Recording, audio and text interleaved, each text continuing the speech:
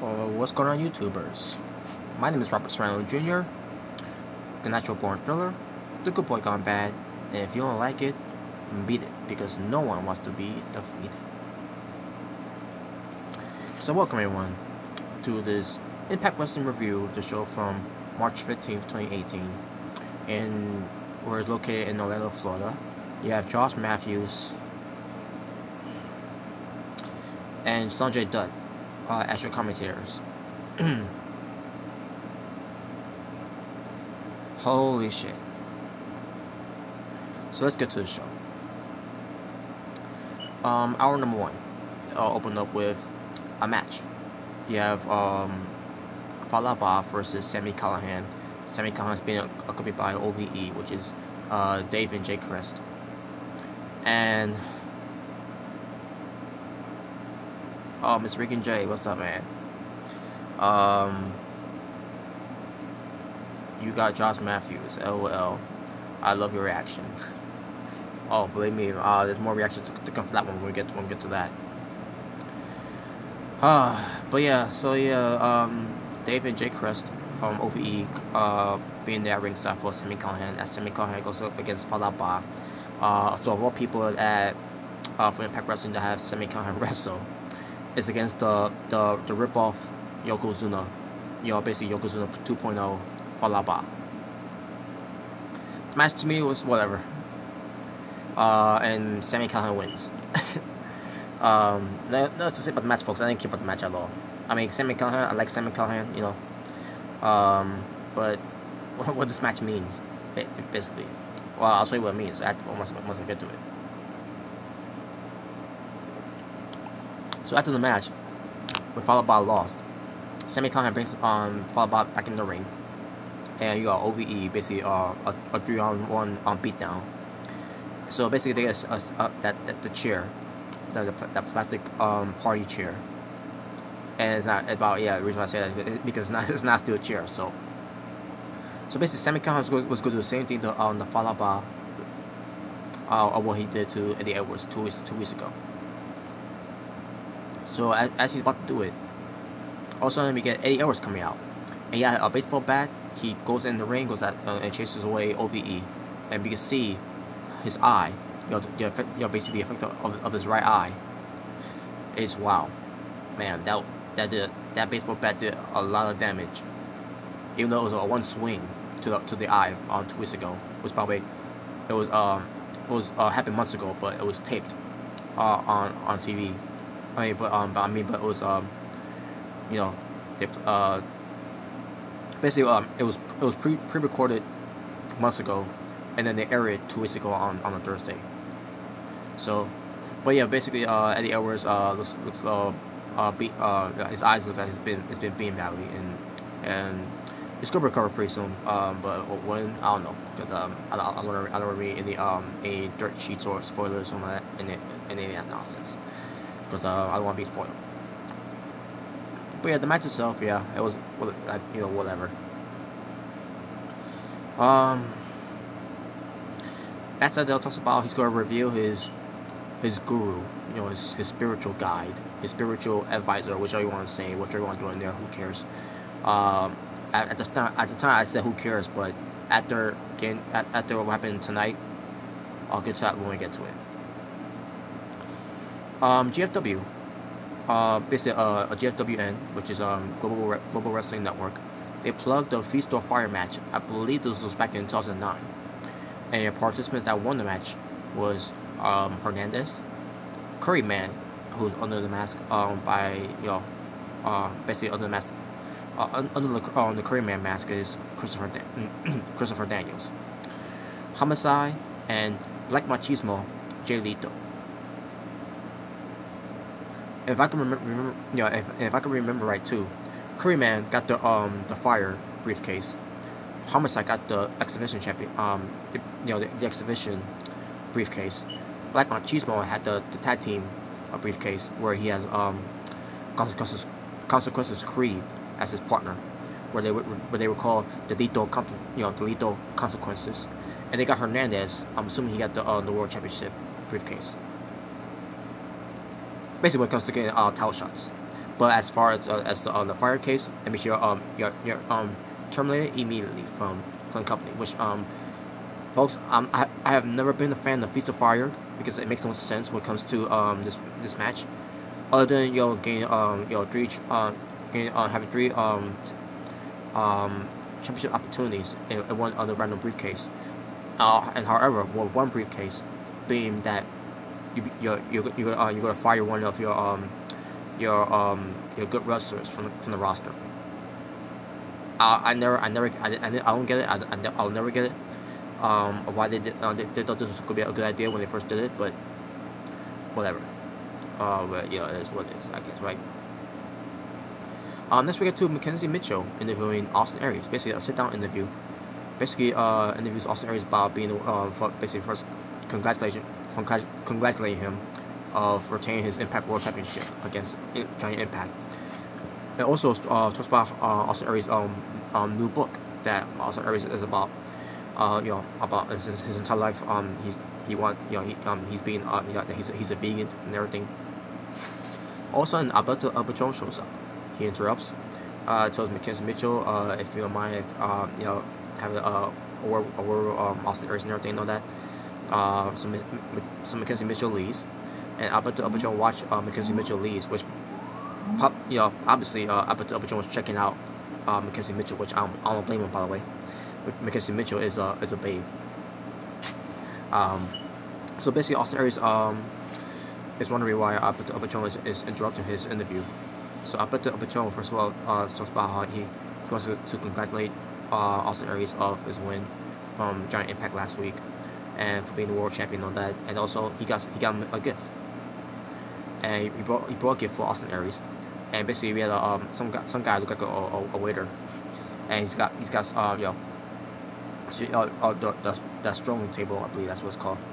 With plates of goodies in there, which I'll get to that momentarily. And there was a red wine for basically of Austin Aries. So he reveals the the goodies from the plate. That's what I was covered up in the with the cover, something like that. Ends up being food. Obviously it's food, but steak. Meat.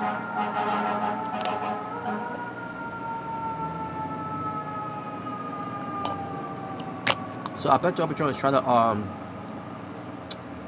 offer Austin Aries food.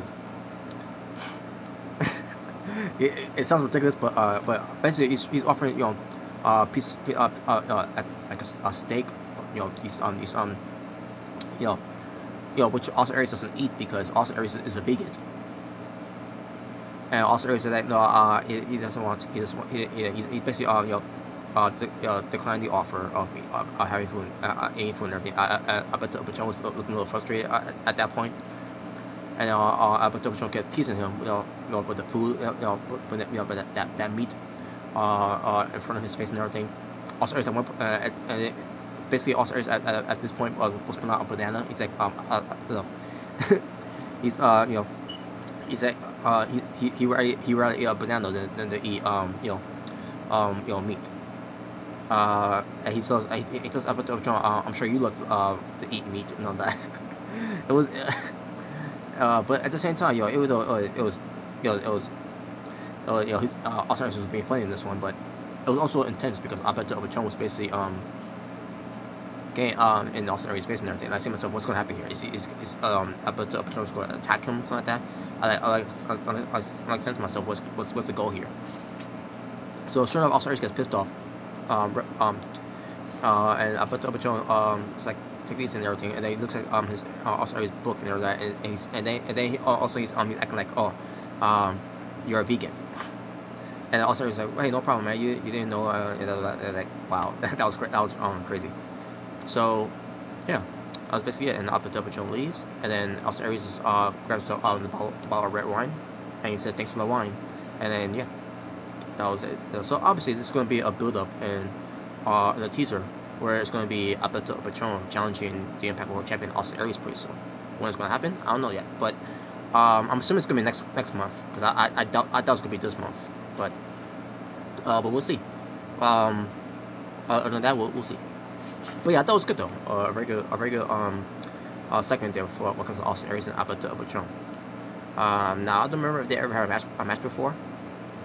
I don't think you know in my knowledge, I don't think they have a match before, but it'll be nice to see how this match turns out.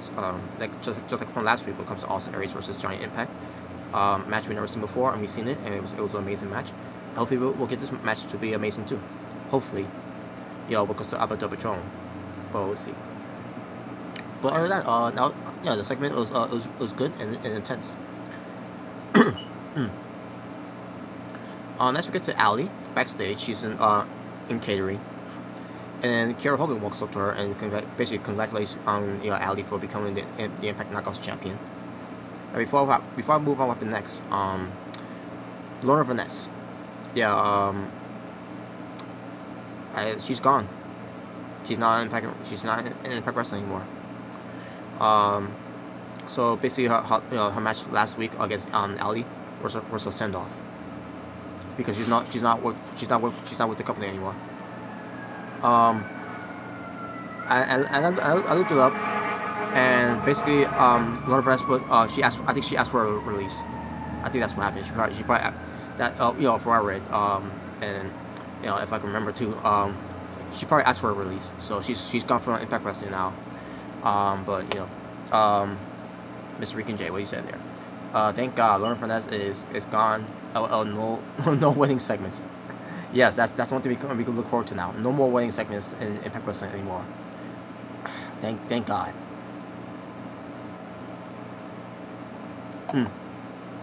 But best wishes to Lorna Vanessa. My advice to Lorna Vanessa: don't go back to WWE. So after Allie and Kiera Hogan are having this discussion, all of a sudden Braxton Sutter shows up to interrupt their chatting and everything. And Kiera Hogan leaves because she was annoyed about Braxton Sutter, and like I don't blame her. I don't blame Kiera Hogan for being annoyed about Braxton Sutter because guess what, he is fucking annoying.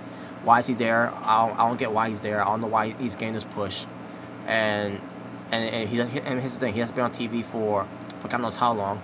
And now Impact Wrestling decided to put him back on TV to do something with him. I don't understand why. I don't get why. But at the same time, I don't get why Impact Wrestling did what they did on this night. I'll get to that part later, by the way. And Mr. Rican J, you know what I'm talking about, by the way, when I get that part. So yeah, Braxton Sutter basically trying to get Allie back. And I say to myself, but you mentioned on TV that Allie ruined your life. And basically, Allie just brushed him off, and then Braxton Sutter was like, what? And like, this guy's fucking garbage. Braxton Sutter is fucking garbage. What the fuck is? Why is he there? Why should we care about Braxton Sutter? Holy shit, man, he's fucking trash. But moving on. Now we get to Jimmy Jacobs and Kongo Kong. And basically, Jimmy Jacobs cuts a promo about where's Abyss, and all that, and blah blah blah. So someone comes out, and it wasn't Abyss, not even Joseph Park. It was Father James Mitchell, the manager, and who's the father of the Monster Abyss. So he comes out, and basically he puts over Jimmy Jacobs about his works before he came to Impact Wrestling, and. And also Jimmy Jacobs put over his work because James Mitchell, what he's done in the wrestling business when it comes to him being a manager. But yeah, but I guess you could say when it comes to Jimmy Jacobs and James Mitchell, they're both like similar together when it comes to what they were. And don't get it twisted, folks. I'm not saying that James Mitchell dressed like a princess like Jimmy Jacobs did, or wore any ridiculous makeup to look like a zombie princess. I'm just saying Jimmy Jacobs has a dark side, just like James Mitchell has a dark side when it comes to portraying themselves as dark sides gimmicks in professional wrestling. Because if you've seen Jimmy Jacobs working in Back in Ring of Honor, you know what I'm talking about. When he did his work with Tyler Black, which you all know now as Seth Rollins.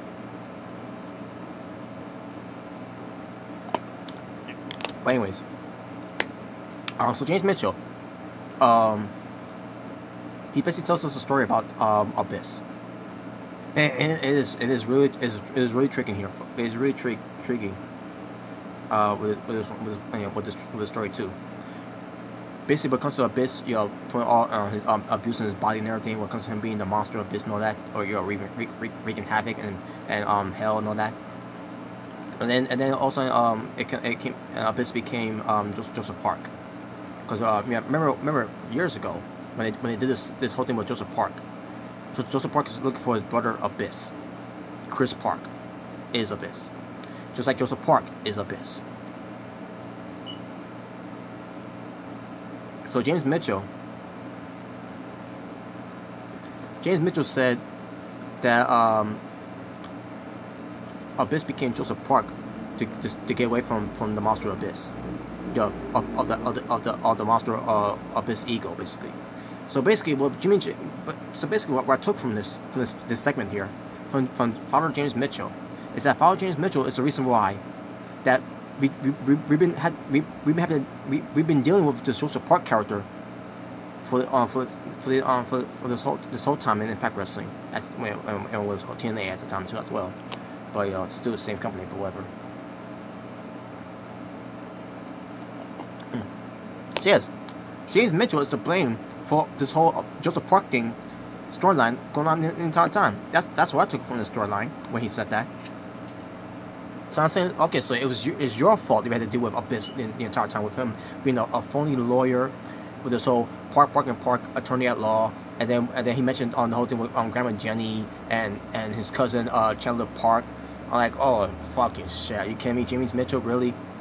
You're basically in storyline. James Mitchell is the reason why this Joseph Park is the reason why Abyss never was never around. Shit, So basically, what it comes down to, James Mitchell brings out the monster Abyss. So the monster Abyss comes out, and it goes right after Kong and gets the better of Kong, and basically this will lead to a match for next week, because James Mitchell referenced that it's gonna be the monster Abyss versus Kong next week in the Monsters Ball match, which I predict that was going to happen. By the way, I predict that was going to be the match they was going to do. Now I didn't think they was going to do it right away. I thought they was going to I thought they was going to say this to we get to a pay-per-view for Impact Wrestling, or like a free TV pay-per-view quality of Impact Wrestling. I didn't think they was going to do this right away. I mean, I knew at one point it's going to lead to a Monsters Ball match, because you have Jimmy Jacobs doing this whole thing where Kong is the real monster, and he's gonna prove it by facing the original monster Abyss. The only basically that Kong is the only monster in Impact Wrestling, and he's gonna prove it by basically destroying the original monster Abyss. And that's why he's been calling for Abyss and everything and all that. And basically every time I hear the words monster, I think to myself, yeah, Monsters Ball match featuring these two.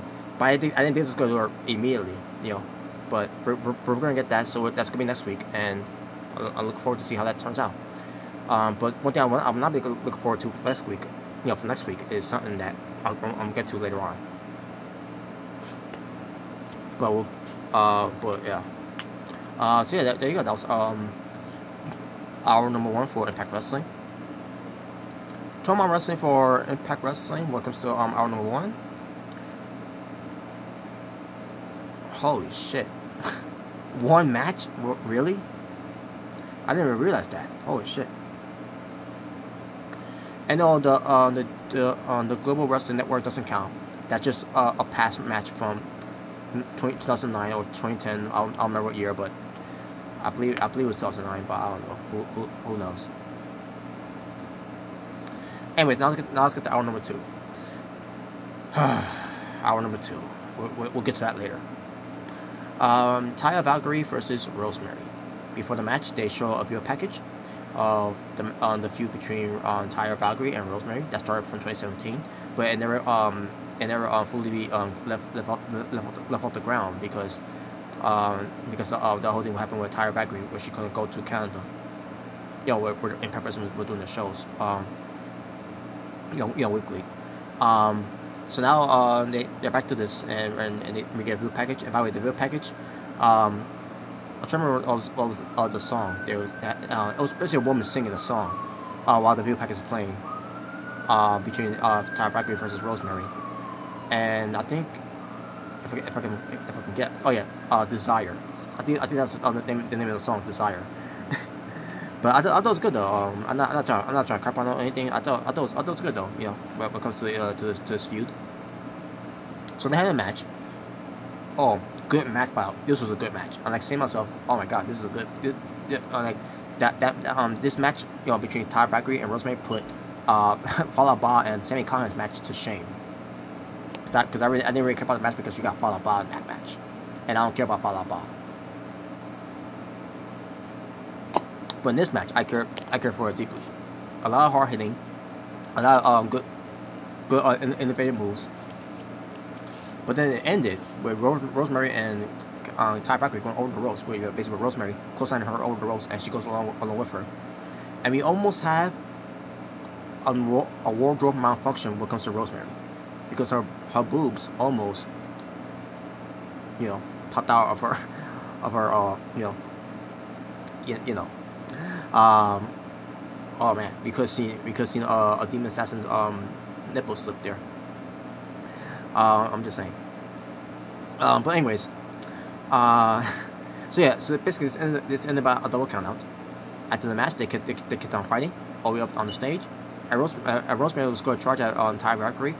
Lucas just going to tackle her off of the stage, but no, that's not what happened. Tyra Banks got out of the way, and Rosemary hit the brakes and then all of a sudden, Taya gets Rosemary chicken wing position, you know, like both arms, and then going for the I forgot what she calls it though, but basically it's a chicken wing slam, basically, you know, that kind of how Beth Phoenix does the glam slam.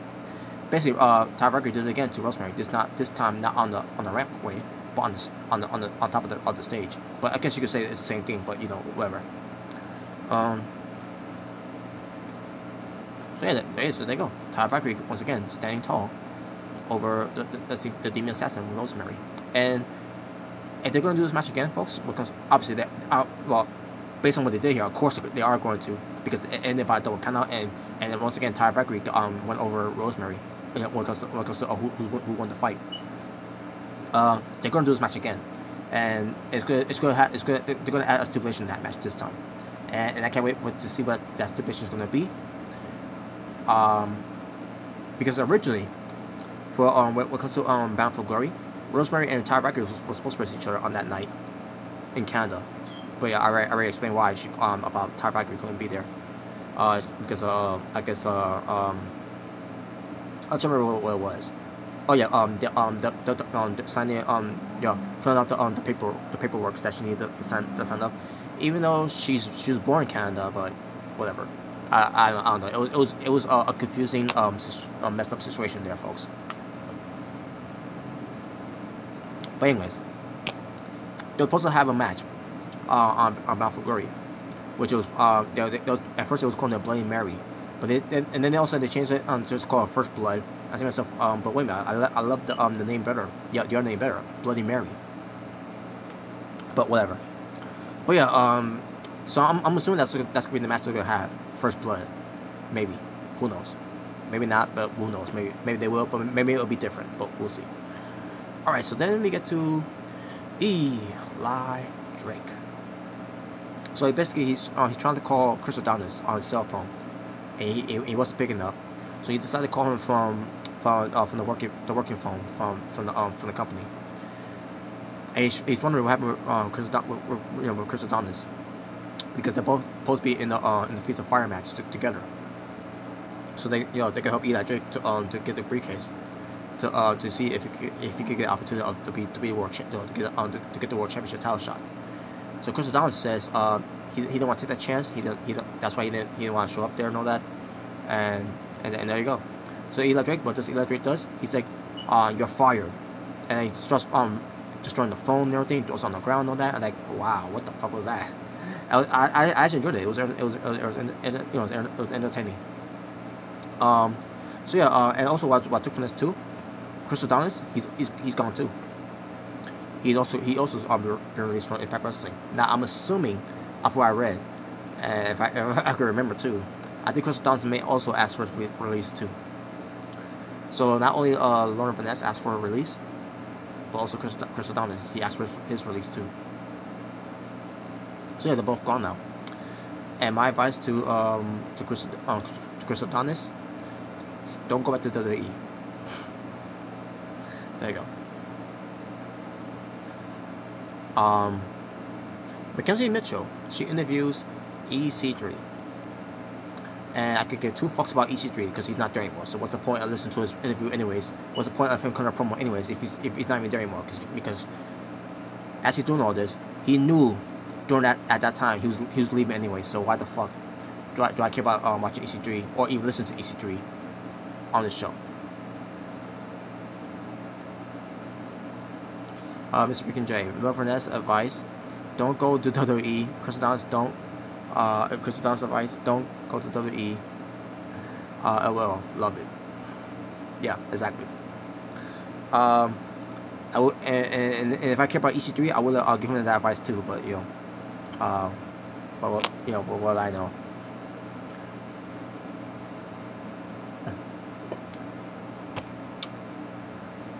So next we get to Bobby. Excuse me. Next we get to Bobby Lashley.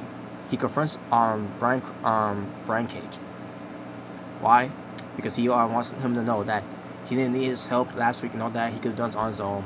Even though after the match he shook his hand, thanking him for being there for him and all that, and then he comes and then this week he says, I didn't need your help and all that, and blah blah blah. You have to use smack of the year. And while he's talking to Brian Cage about all this, Brian Cage was just sitting there eating something. I don't remember who was eating. Mr. Freaking J, if you can remember, do you know what he was eating? I guess what he was eating, like a salary. I mean a salary with meat, I guess. I don't know what he was eating, but I don't know. But yeah, that's basically it. And then Brian Cage was I guess he was done eating. I guess he gets up and smashes his face and he walks away. And that was it. That was the confrontation. And it was plugging this too, by the way, from hour number 1, I believe, where Bobby Lashley and Brian Cage go confront each other. So they confront each other, and nothing happened. Wow, that was riveting TV. All right, and then Matt Sydal, he talks about he's going to reveal his spirit guide up next.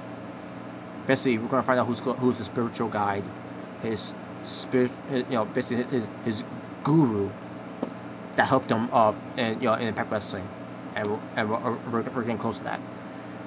So next we get to LAX at that hideout. Basically, Conan talking about we got the papers and all that, and we're the tag champions. And then Homicide shows up. He's back. He's got a briefcase full of money, and Conan was like, there's a couple bucks missing here, and basically they're basically arguing a little bit, but I was enjoying it though. And then Santana may have won the game poker or something like that. I don't know, and basically they're all goofing around and all that, and yeah, and then also they talk about the guys that's gonna be part of Feast of Fire, where they could whoever gets the briefcase that could hold the attack and title shot go or quite the LAX and everything. And basically LAX is basically saying they're taking the night off and all that, and they're going to the club. Which, by the way, it was nice. So yeah, it was an entertaining segment there. I love that segment with LAX. It's a nice segment there. So yeah, that was the best so far.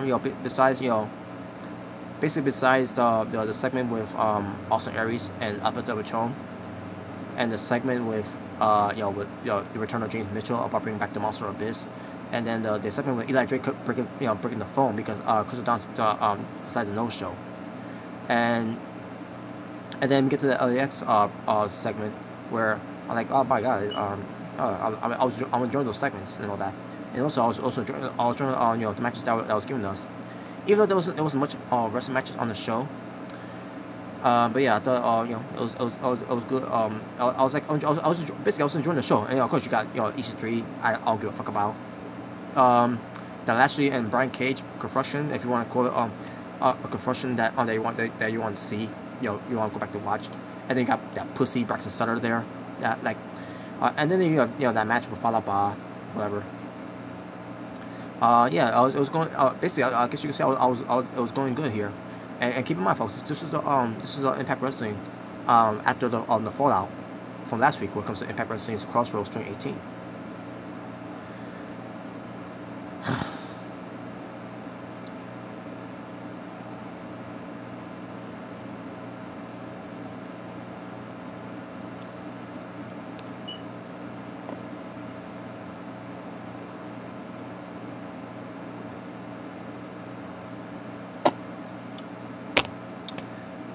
And then we get to this segment with with Matt Sydal, because we're all curious about who could be his spiritual advisor, his guru. So basically, seeing you know, Matt Sydal with 2 belts, you know, the Impact Grand Championship title and the Exhibition Championship title, and I'm saying to myself, who could be his guru? Who could be his guru? And I say to myself, where his guru is going to be, it wouldn't surprise me if it ends up being Sanjay Dutt, because Sanjay Dutt, back in 2009, he was doing he was being a guru, where he's doing meditations and all that, and all that weird shit and everything.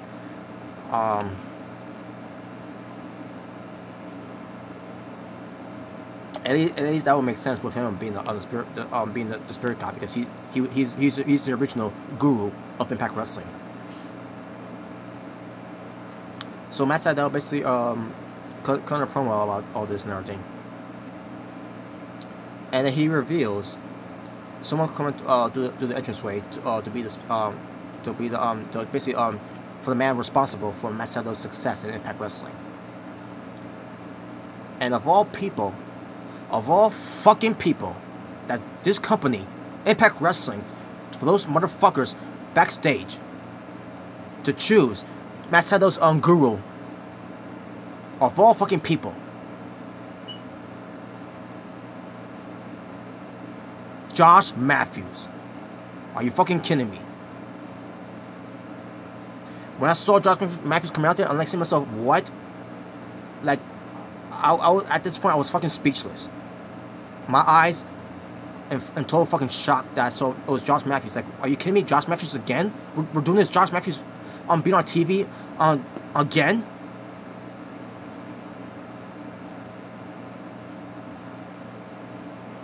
And then you got Sanjay Dutt on commentary, selling the shit out. It's like, what the hell's going on here? And going crazy on commentary. And then you got these people in the crowds chanting, "Fire Josh." And I say to myself, I'm with the fans. What the fuck is this?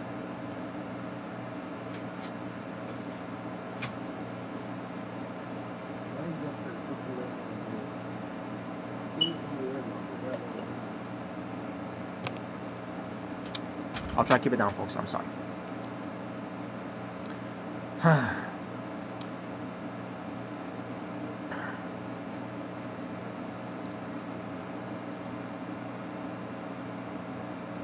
So basically, Josh Matthews cut a promo about him being the guy that's responsible for Matt Sydal being this great athlete in Impact Wrestling right now, for being a exhibition champion, for being a grand champion. And believe me, folks, if I want to go off right now, I would go off, but I can't right now.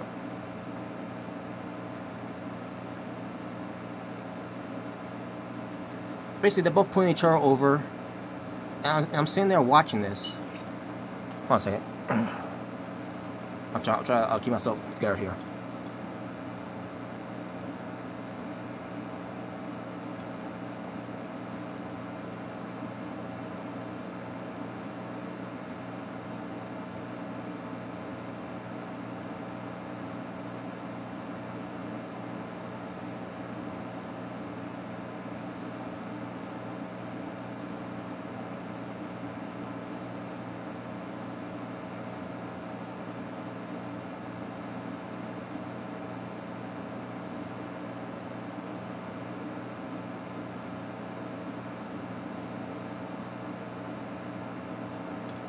All right.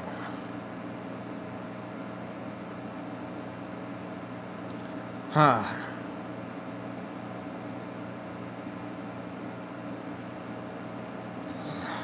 I really don't want. I really don't want to talk about this. This is so fucking stupid.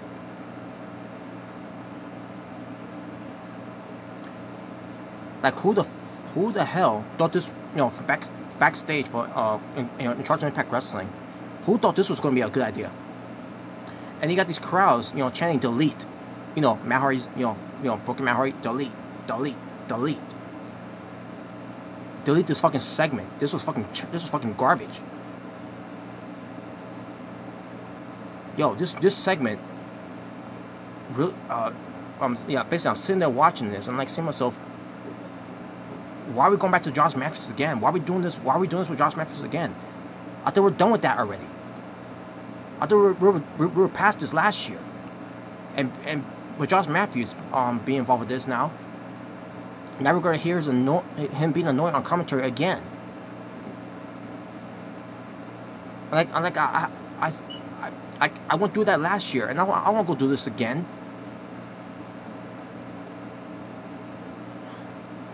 Oh my god, like, how does this make any fucking sense? A fucking commentator being the spirit guide for Matt Sydal, and then make matters worse, folks. Matt Sydal, keep in mind, Matt Sydal, Impact X Division and Grand Champion. So Matt Sydal, to thank Josh Matthews for guiding him, for being his spirit guide, for being his guru, he decided to give him a gift. And the gift that he gave to basically Matt Sydal, the gift that he gave to Josh Matthews, he rewarded Josh Matthews as the new Impact Grand Champion.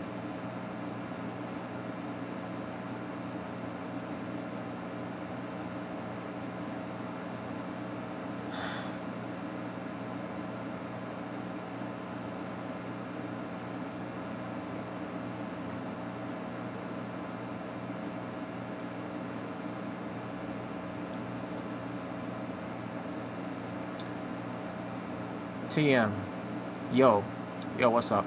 TM, wasn't Josh Matthews in WWE? Yes, he was.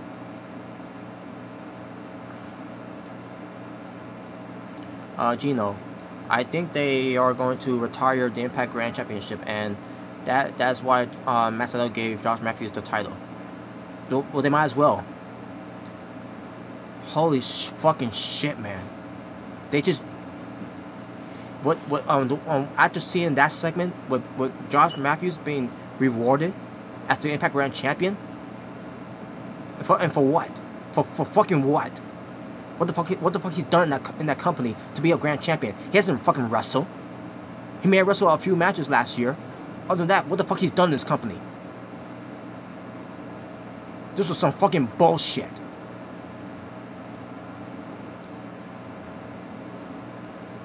TNA has gone downhill, anyways.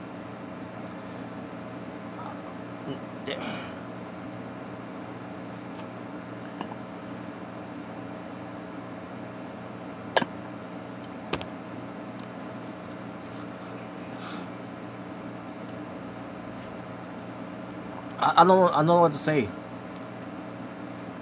I don't know what to say at this point. I mean, I could say something, but I can't right now. I want to say something right now, but I can't right now.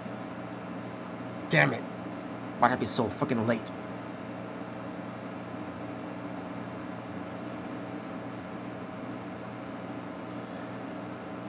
There's a lot I could say. There's a lot I could do right now. Because I'm fucking dumbfounded after seeing that.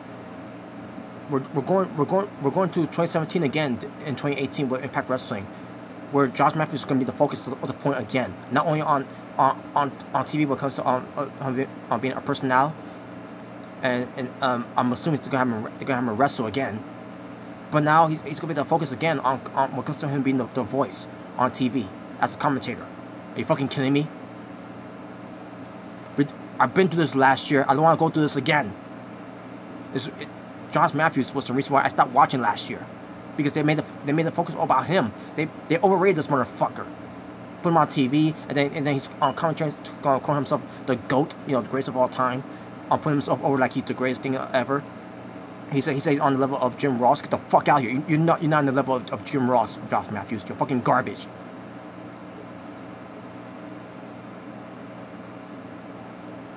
TM. Because of Hulk Hogan and Dixie Carter. Well, there you go.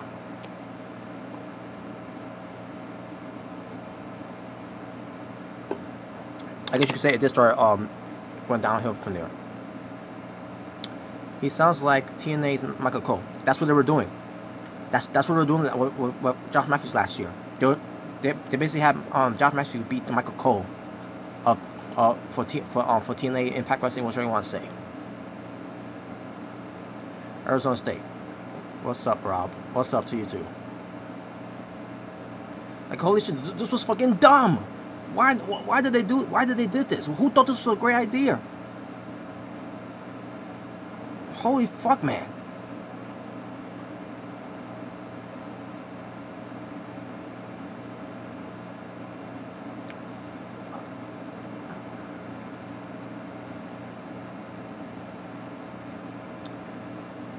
I'll talk about that another time, Arizona State. I want to talk about, right now, I want to talk about Impact Wrestling. Mr. Rican J, as far as I'm concerned, both Michael Cole and Josh Matthews can go fuck themselves. Exactly. Oh my god, man, this was so fucking stupid. WWE has, WWE is getting sold in 2020 anyways. TM. Wow. We'll see. Arizona State. Are you surprised TNA is still in business? A while ago, I have back in basically because of the rumors at the time where TNA could be canceled because their TV networks negotiation that it was gonna go it was gonna be the same after they left Spike TV, and then after the whole thing with Destination X. Basically, Dixie Carter is to blame. Dixie Carter is the fucking blame for the downfall.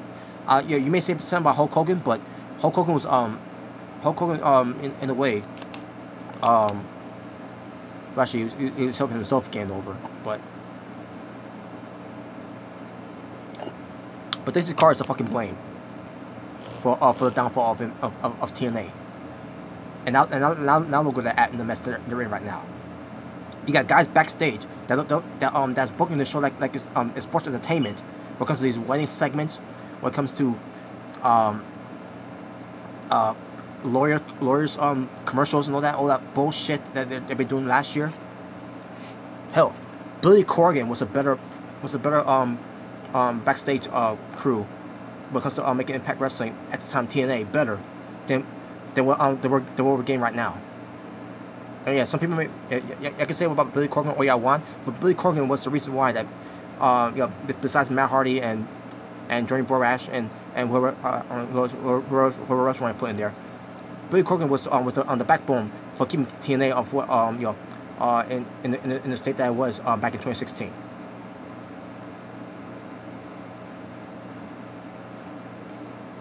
I would rather take Billy Corgan back to be in charge of Impact Wrestling than on this new guy from Anthem. Like fucking shit, man.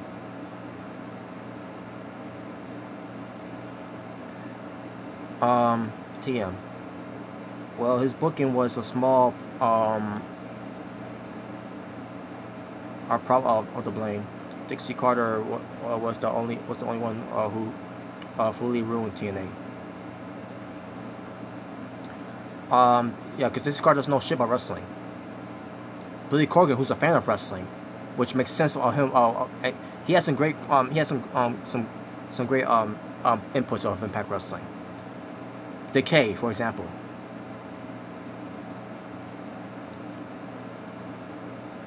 And look what happened with Billy Corgan. And look what happened when Billy Corgan's gone now.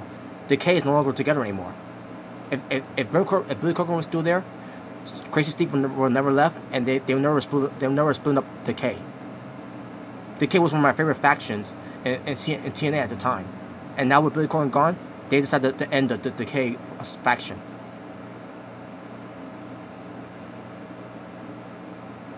Corgan is running NWA. Yeah, I know. Did you hear about WrestleMania 35? It's going to be at Midlife. Yeah, I heard about that. But I don't care about WrestleMania right now. Other than SmackDown's build up for WrestleMania, I don't care about the Raw build up for WrestleMania. Hulk Hogan was the small portion. Portion. Yeah, he was. It was a small portion of it. Because not to mention Eric Bischoff there too, by the way. But yeah, folks. This was fucking trash. This to me was the low point of the show. They just came off of last week's show. Good show. And they make it to this show. It was getting good again. And then this shit happened. Josh Matthews being the guru of Matt Sydal. And on top of it, they decided to put the Grand Championship belt on Matt Sydal. And you know what this means with the Grand Championship title belt? It means it could be gone. But after putting that belt on Josh Matthews, Impact Wrestling has officially buried that championship belt. It's fucking dead. It's bad enough that they took away the format of the Grand Championship title structure. With the 3 judges, the 3 minutes of every round. That was one of the best things about the Grand Championship title, and then they took that all away, and then they decided to bury it 10 times deeper in the ground by putting on that piece of trash, Josh Matthews.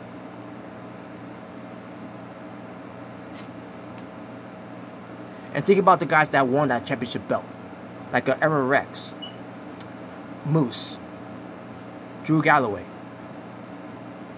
I don't like EC3 anymore, but EC3 better champion than Josh Matthews.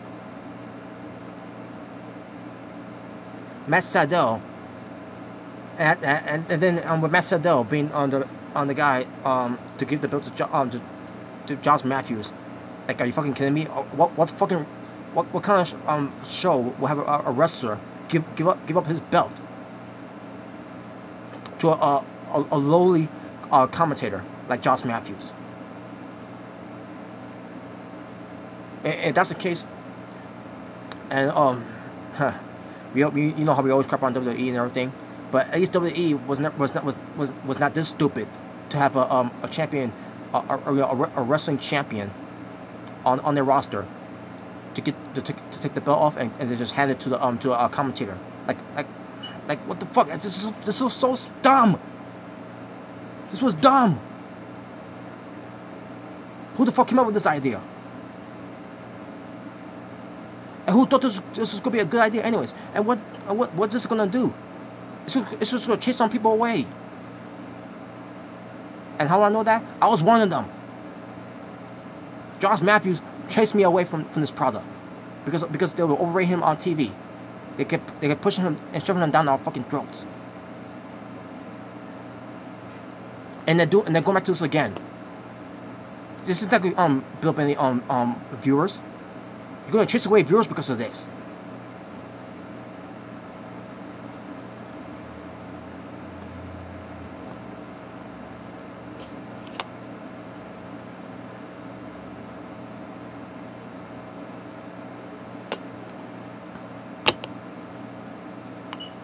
I wanted to give this show an 8 out of 10. But I can't. I'll let you know about my reign of it afterwards. But let's get to this final thing now. The Feast of Fire match, which I'm not a fan of. Trevor Lee, Caleb Conley, EC3, Eli Drake, Moose, Taiji Ishimori, Tyrus, P.D. Williams, and Hakeem Zayn, which he's going by a new name. I don't remember his name now. That he's going with now, but whatever. Gino, Impact should go live. Yeah, I agree. They should go live. Mr. Rick and Jay, damn you changed your rating down to to 3 LL.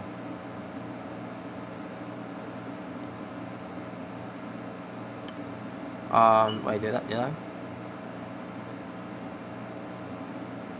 Well, I don't think I get my range yet, but no, I'm mentioning I'm still Miss Ricky J. I'm still sticking with the yard rating that I gave it. No, I said I was thinking about giving it a 3 out. No, I said I was thinking about giving it an 8 out of 10 because because of the show. If they didn't have Josh Matthews being the guy to be the guru, I was saying an 8 out of 10. If for me to give it if they didn't do that.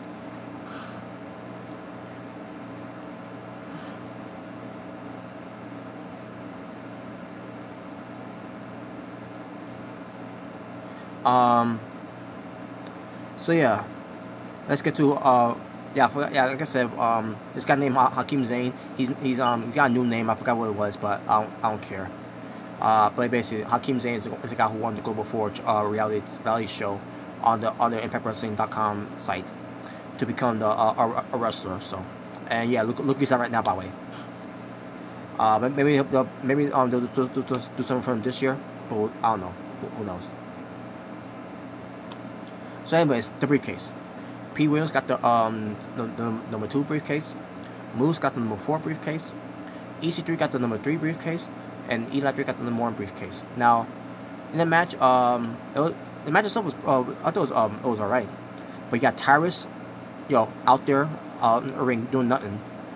EC3 did the same thing. EC3, holy fucking shit, man, what the fuck was that? In the ring, acting like John Cena. That was fucking terrible. Basically, he was trying, basically trying to get the crowds all fired up and everything. Cause I'm excited. I'm excited. I'm about to do a fire move. He goes to the ropes and all that, and then he faked it. And by the way, he did this before. By the way, on the first ever Feast of Fire match he's been in back in 2013, and sure enough, he does it again this year. Garbage.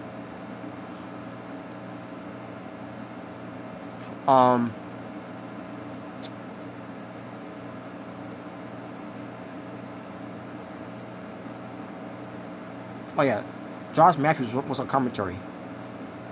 Josh Matthews said to Sanjay, this is Josh Matthews' words. Sanjay Dutt was told by Josh Matthews, you call me champ. See, that's what I fucking mean. Josh Matthews is being fucking annoying again on commentary. Put himself over, saying, "Oh, call me champion and everything. I'm the champion." And all that. Fuck you, Josh Matthews. And fuck you, Impact Wrestling, for putting that belt on him and making him the focal point of the show. It's supposed to be about your wrestlers.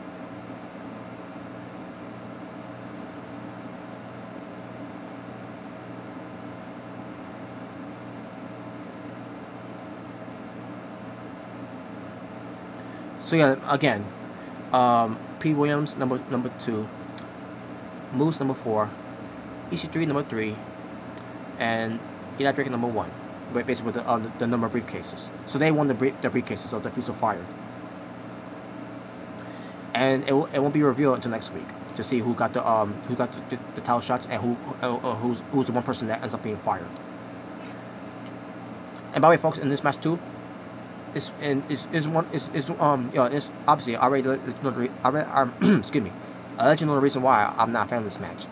When it comes to the Feast of Fire, because why would you have a briefcase that has a pink slip in that briefcase, where you could possibly fire one of your good talents in the company, in the wrestling business of the wrestling business, to basically to fire them and they're gone. Makes no sense. And what makes it even worse, you get these guys wrestling each other outside inside the ring, and you mean to tell me that one person gets to the briefcase and then you gotta stop this one person there, and like same as but there's a briefcase there too, and there's 4 briefcases. Why are you worrying about one briefcase when you could just go after the other briefcase? Like literally, like for example, Moose go after a briefcase, and then Trevor Lee goes after him, or Caleb Conley, and I see myself, but there's a briefcase there. Like, what the fuck, man? This is what I mean about this match. This makes no sense. What's the point? What's the fucking point of this match?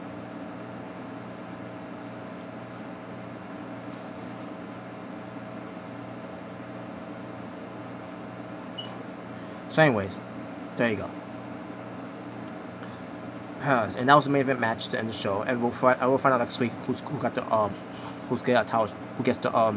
title shots, and who's the one person that's going to get fired. Spoiler alert: EC3.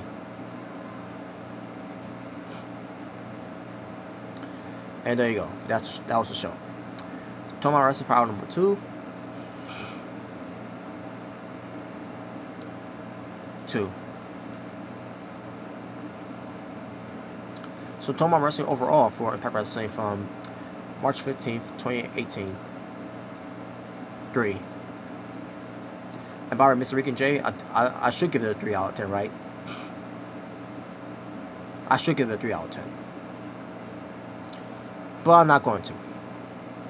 Because there was some good qualities on the show, except for that one segment that I fucking hated. And again, I would have given it an 8 out of 10 if they didn't do this shit with Josh Matthews. But I'm gonna subtract 4 points of that, and just give it a 4 out of 10. Basically, I'm on my Bret Hart here.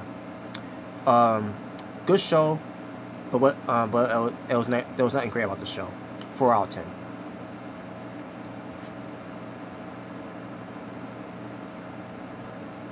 Now, there you go. That's basically it. Hold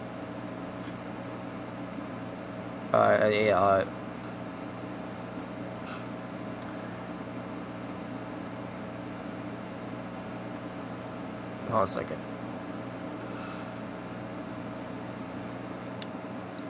Hey, just to let you know, Arizona State.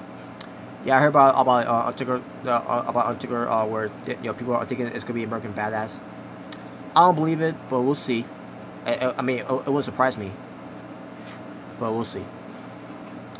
But other than that, thank you all for watching, and yeah, that's all I'm gonna say for that one. So, yeah, so thank you all for watching and everything.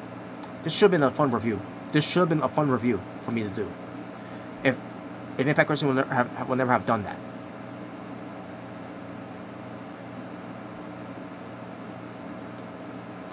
So yeah, there you go. So if this is your first time watching me, anyone that are new here, my name is Robert Serrano Jr., the natural born driller, the good boy gone bad, and if you don't like it, beat it, because no one wants to be defeated. And please subscribe. So if you enjoyed this video, give it a like. If you didn't enjoy this video, give it a dislike. The choice is yours and yours alone.